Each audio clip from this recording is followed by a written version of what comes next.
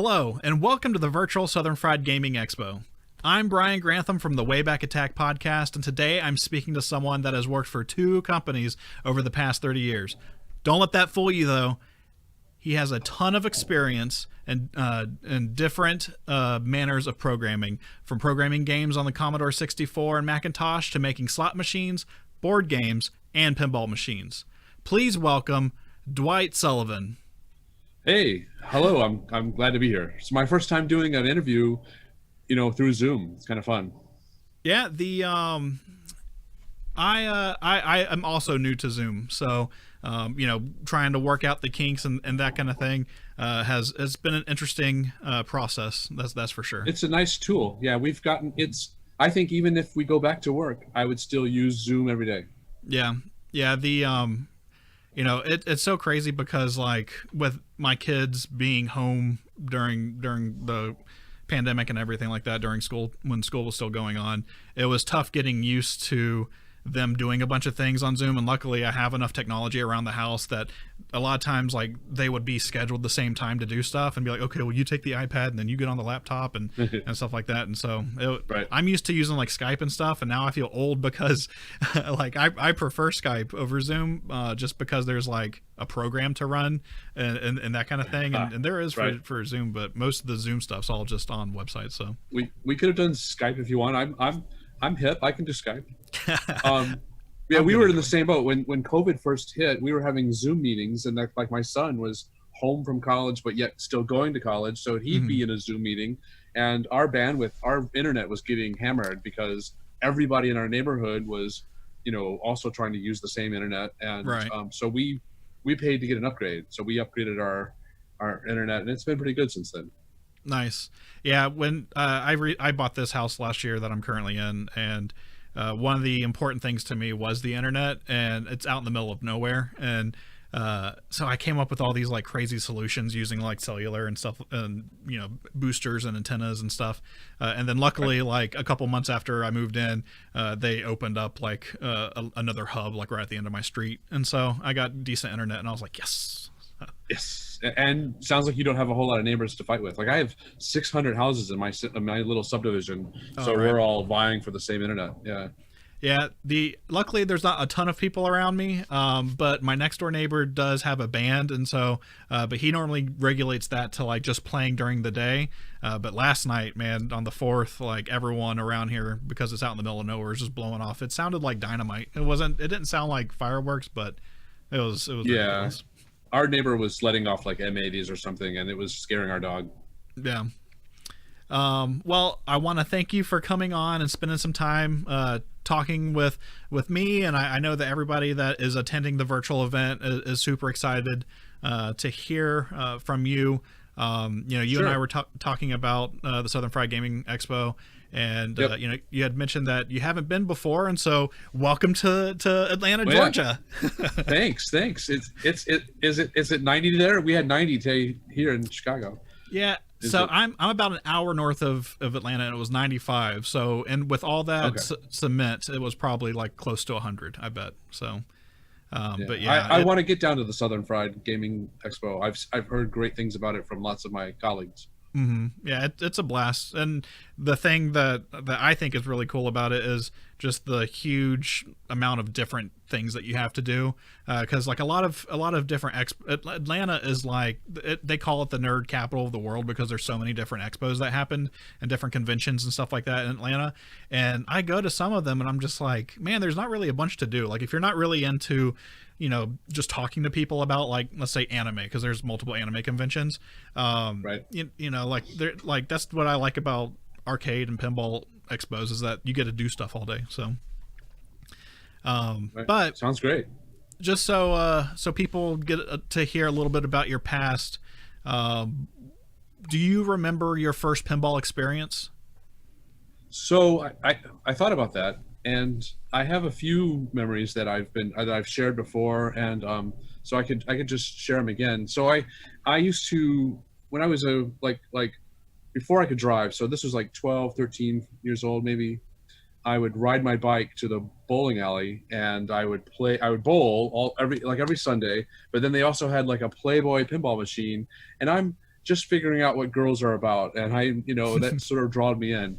So that's one of the first things that sort of drew me to it. But even long before that, one of my favorite aunts and uncles back when I was a kid, like in the early 70s, they lived in Boston, and we would go to the beach, and there'd be like these beach,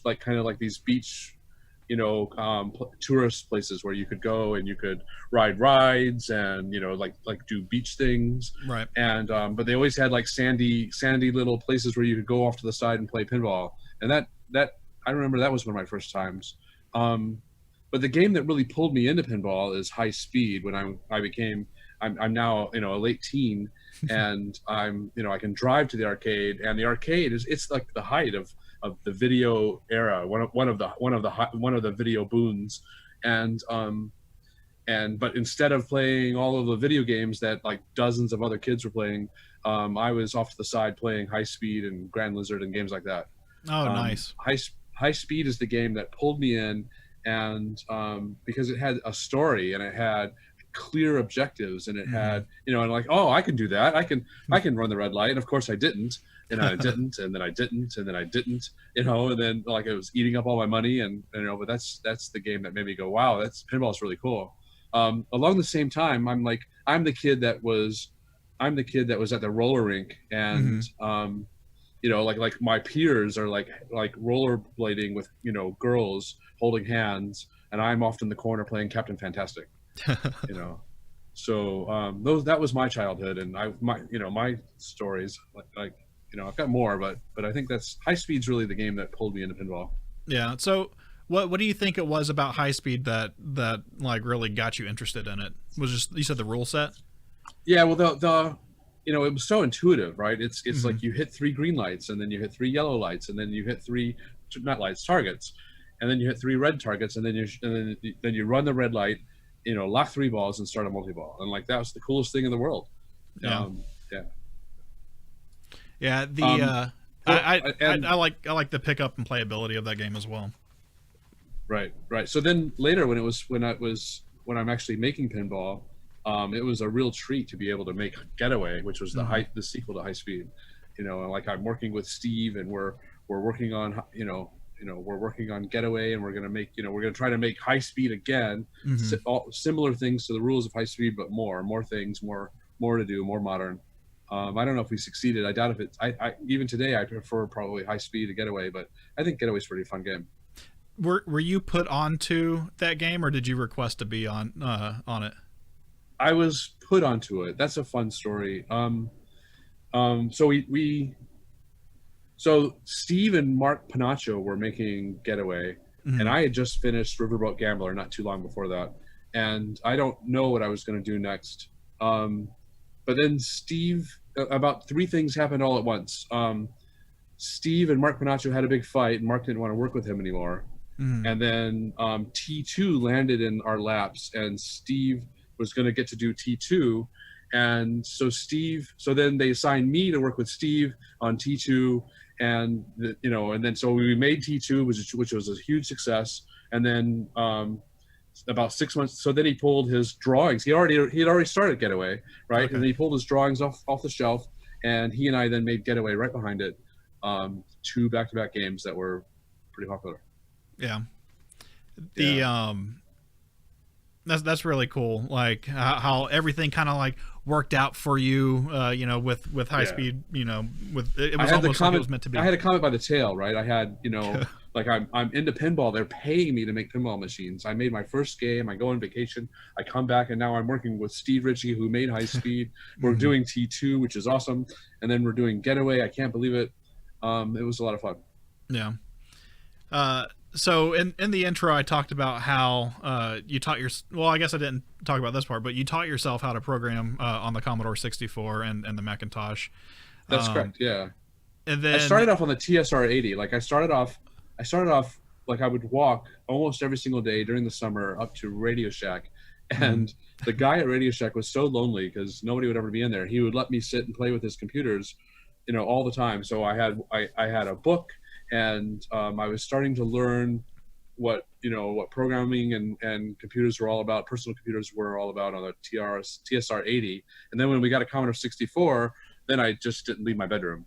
And I was, programming games and playing games and collecting games and participating with, all kinds of things. And then I moved from the Commodore 64 to the Macintosh, and I was then making games on the Macintosh. That's my early days. Yeah. Were you starting off from like reading code that were in magazines, or were you just looking at those books? Yeah, no, there were right. That was back in the day. There was programs that you could just type in and then run them on whatever, machine you were on. And then you would see how that worked, and that gave you ideas, and then you would take it and make new things out of it. And then it's all this stuff that I made on the Commodore 64 and on the Macintosh. And I also had a really cool printer. It was the image writer for Macintosh, and it could print in color, and it could also scan things. So like you could scan things in, and then you could separate it out, because the Macintosh was black and white at the time. So you would scan in stuff, separate out all the colors, change each layer of color, and then reprint it back out in color on the image writer. And that was a lot of fun. I really, really missed that image writer. It was a workhorse. I pushed it every single day. Like I even scanned in, like $100 bills, and then printed out $100 bills on both sides, and then cut them out, and don't tell the government. Well, you made them different sizes than the original one. That's how you stayed safe, right? Yeah, that's how, right.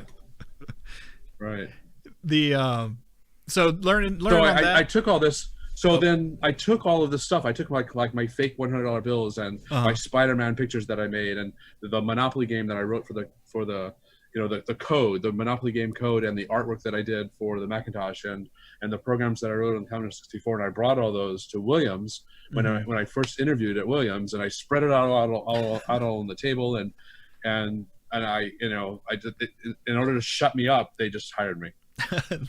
Well, see, I've always heard that with like gaming companies, regardless of the type of company it is or the type of medium, having finished projects is like the most important thing, right? Showing that you can see a project through to the end and complete it. And so, that sounds perfect. Right. Fast forward over the decades, I've done lots of hiring, and it's always much more impressive when the kid sitting across the table from me, he might not be a kid, but if he's actually in his spare time wrote things and or made games or designed stuff, on his own, well, then I'm like, well, he's got a passion for it. He's going to bring that to work. Right. So you did all that kind of stuff throughout school. You get out of school, and then you immediately go to Williams, right? Correct. In 1989. They hire you on, and you make a bunch of games. And then after... Did you leave from Williams to go to Stern, or what? Or did you? Because you came back to WMS, right? So it goes right. So it goes like this. I spent 10 years at Williams, and then Pinball dies, and Williams closes the Pinball doors. They start making slot machines instead, and then I'm hunting for a job, but I like Gary Stern offers me a job, and I take that. And I go work for Gary and Lonnie, not for Lonnie, but with Lonnie and Keith Johnson and Lyman Sheets and myself. And we start making games for Stern. And then I worked for Stern for 9 years. And then of course, Pinball dies again in 2008, 2007, somewhere in there.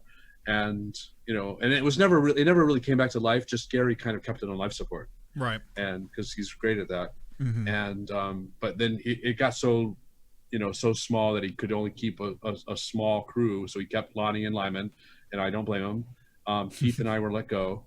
And then I went back to Williams to make slot machines for 6 years. And now Pinball is growing again, and Gary's got partners, and George Gomez has come on board, and they've got a plan. And then George calls me up and says, "Hey, I want you to come back to Stern and make some more pinball machines." And I go, "Yes, please." and I'm now back at Stern since the end of 2014. So almost 6 years. Nice. Was it when you went back to WMS and you were working on slot machines? Is that when you made your board game Noblemen? So Noblemen was several years in the making. Okay. So Noblemen, I started Noblemen when I was at Stern, but then I submitted it to a contest. I finally decided that that it's good enough to show to other people. And I submitted it into a contest, this sort of prestigious kind of geeky German contest over in Germany. And it won first place, and that was great. And then, and you don't get any prizes or anything. What you get is, you get some top people in the board game industry looking at your game and playing your game and telling you about it. And then one of those guys took it back to his company and said, hey, we want to make this game. Would you like us to make this game? And I said, yes, please. And so then that's how I got a game published. Nice. But that was it. I mean, it took several years to make that. I mean, I belong here in Chicago. I belong to a board game design group, and we would meet every week, and we would play each other's prototypes, and we would tell each other what was wrong with their game or try to help them if we can. And then, and my game, my game was in that rotation. But every board game designer I've ever met has several games they're working on, and you would see different things from different people all the time. What do you think? So you made games on your own, did pinball, did slot machines, worked with a group of people, made your own board game, went back to pinball. How do you think all those experiences impact the way that you make the games that you make today? That's a great question. They impacted quite a bit, I think. Every single time I go to make a new game, every single time that I'm thinking about a new game, a new theme, and me and the designer have decided, what kind of toys we want to do. It's usually he that comes up with the toys. And then, how are we going to make that work? Then I start pulling from, I sit back and I go, well, what do we want to do in this game? How do we want to proceed? And I think about all of my experiences, my whole life. And I try to figure out, well, what would apply here and what makes sense? What can I borrow from my past? And every single game I've done has things from my past, and I sort of mush them together. And then I always try to come up with at least one new thing that I add to the mix. So I could probably, every single game I've done, I could probably tell you what the new one thing is, or sometimes there's more than one, but, and then I just keep going like that. Does that make sense? Yeah, totally. The new idea that you try to bring to each game, does the theme impact that, or do you have ideas for I'd like to try something like this one day, and maybe I'll get around to it, and it rolls into it that way? Most of the time I come up with it at the time.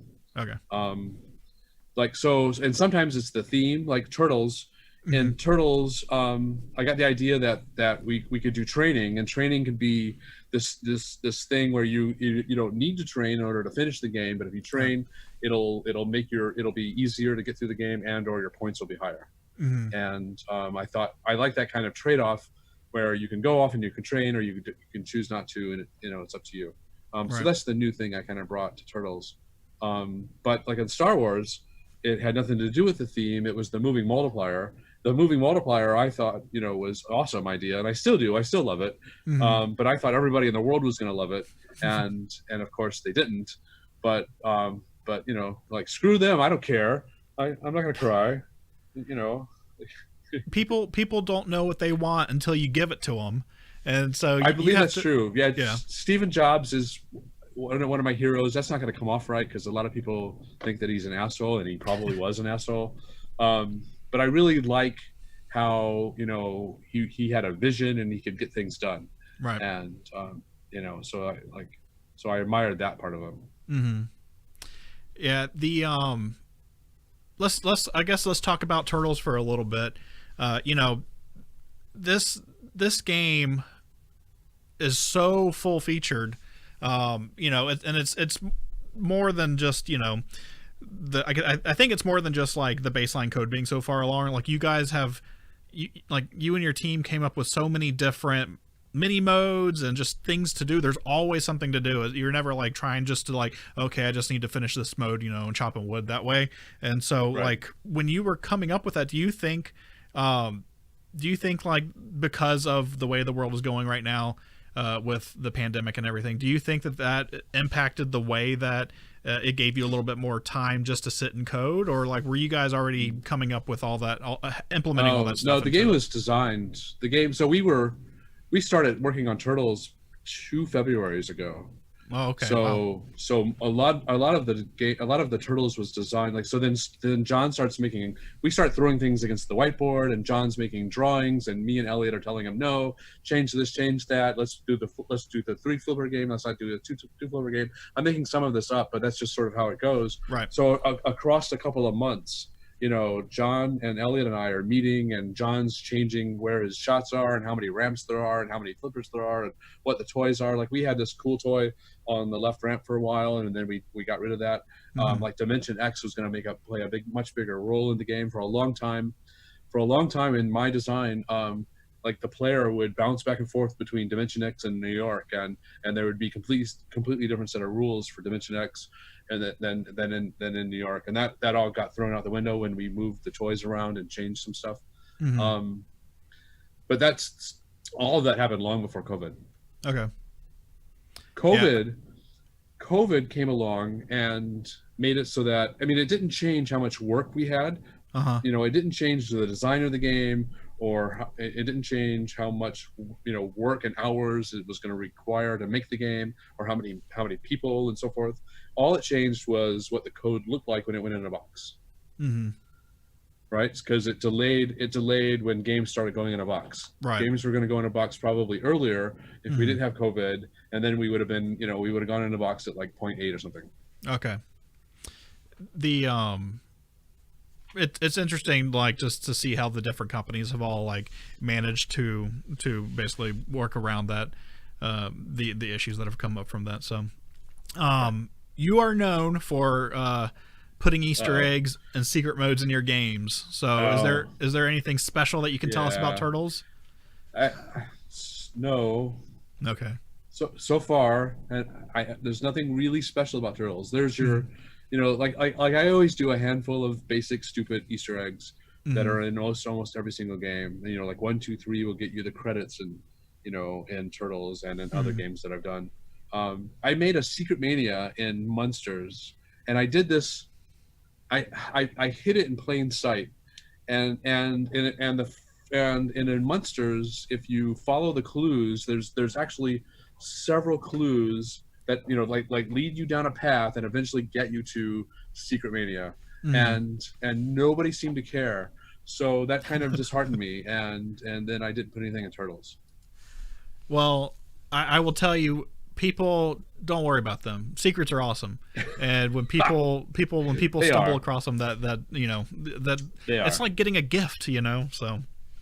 Right. So I like you said, I love them. I put Secret Mania in several games. I put Midnight Madness in several games, like the Scream and Ghostbusters. There's lots of hidden stuff in all of the games I've ever worked on, except for maybe Turtles. It's okay. I told my girlfriend about hey, we'll find out what the secret is. It'll be great because since we're getting a game, There's currently nothing planned, yeah, and I don't have time to work on it right now. It's okay. But like right now, I'm working on Turtles and my next game. But if I find time, I will figure out what cool secret thing to put in Turtles. Yeah. I know I watched a time that you I think it was when Ghostbusters came out, and I think it may have been the Texas Pinball Festival. It was at one of them that you were talking, and you talked about when you came back to Stern, how part of what your design is creating a new workflow management, basically, so that it was easier to produce games, I guess, faster. A framework. Yes, the framework. I would use the word framework. Yep. And so right. Because I stopped working on pinball, I went out to the real world, and I learned what software engineering was all about. That's making slot machines. I'm like, oh, these guys are serious about making software because they have to. Now I understand lots of things I never knew before, and then I came back to Stern, and I threw out the way I used to do things. And Game of Thrones, I wrote a new framework that's now been used on Game of Thrones, Ghostbusters. What have I done? God, Munsters, Star Wars, Turtles, Iron Maiden, Black Knight, Deadpool, and Jurassic Park, and then plus all of the new games that Tim and Tanyo and Rick are doing. Yeah. I think it really shows, like, back in the, like, not that long ago, but like 2010, 2009, something like that.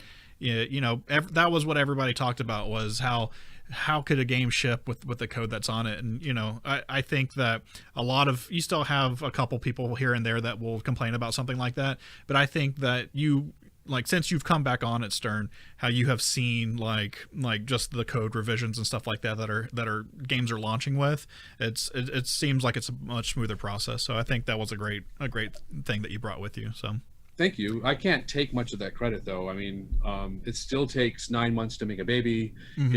If we don't get enough time or enough man hours to make the game, it's still not going to happen. The framework just made it a little bit easier. Right.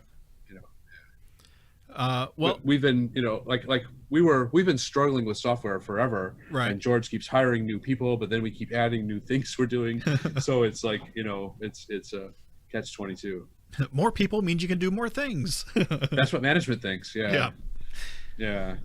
Well, the last 5 games that you were a major part of developing are in the Pinside Top 100. Turtles, cool. Unfortunately, hasn't had a chance to be voted on by enough people for it to hit, but I'm sure that it's going to be way up there based off of everything that I've heard from everybody talk that has had a chance to play it, or watching people play it online.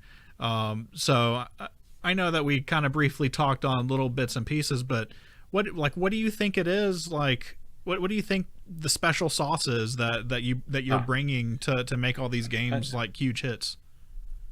I don't know. I don't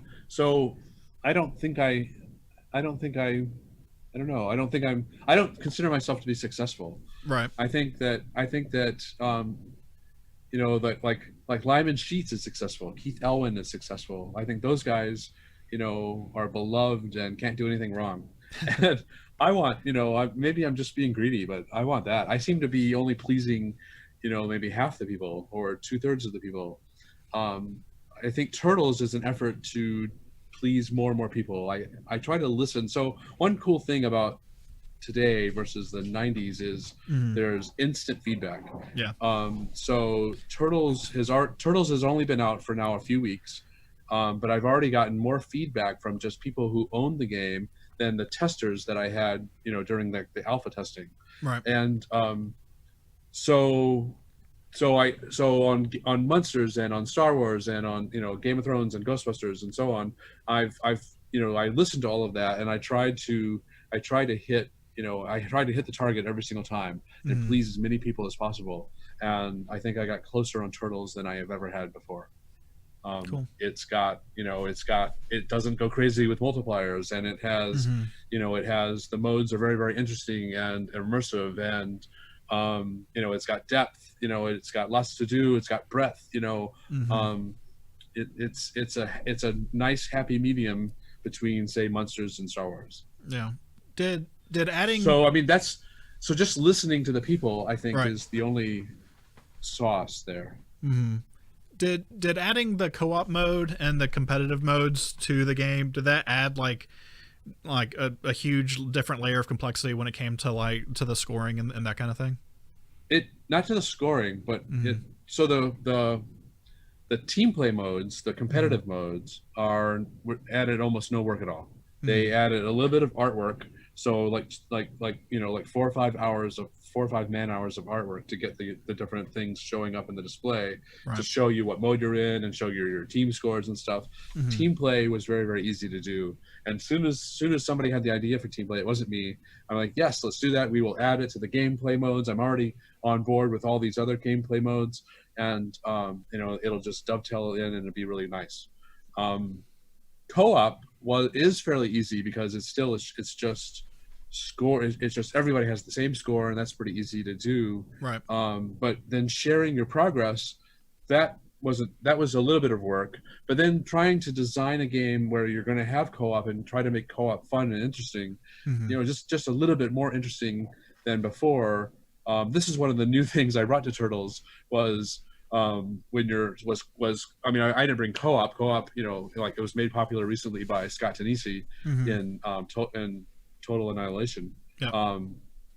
But the thing that I tried to add to it was when you're playing, something you do lights something on somebody else's game, lights something on one of your teammates' game. That's the new thing that I added, and I think is pretty interesting, and I can't wait to see what people think about it. I think it's very, very, very cool, but of course I thought multipliers were cool, and I still do.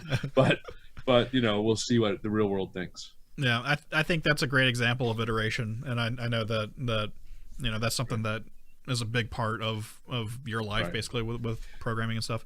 So your question was did it, you know, was it more difficult or challenging? And yes, it was, but it was very fun. I love coming up with new ideas and new game design, and so I jumped at it and had a lot of fun with it. Nice. Yeah, I think the co-op thing was like perfect for, I guess, for Stern to start. I don't know if they're going to add it to more games, but you know, Turtles is perfect for that, because you know, when you think of the Turtles games in the arcade, they're always 4-player games, right? And same thing like on consoles and that kind of thing.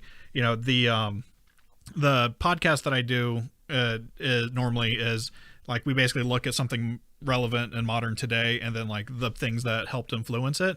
And so because I'm getting the pinball machine, I was like, well, I'm totally going to do an episode about that, and like how, like, you know, how you see like similarities through games that came before the Turtles games that came before it. So I thought that was like a perfect, you know, entry point for Stern to start adding that to their games. So Yep, me too. It made total sense as soon as you started thinking about it. You're like, and then you're like, well, there's 4 players and 4 turtles, and each player can be a different turtle, and you're choosing your turtle at the beginning of the game anyway, and it all just made sense. Yeah. Well, I want to thank you for coming on and speaking with me today. I know that everybody watching is super excited to have you at the Southern Fried Gaming Expo. Hopefully next time it'll be in person, and that way you can shake some hands and kiss some babies and that kind of thing. Yep. So, yep. But anything else that you wanted to add? No, this was a lot of fun. I really appreciate you having me, and I can't wait to come to Southern Fried and play and meet everybody. Cool. Well, thank you again, and it was nice talking to you. All right, later.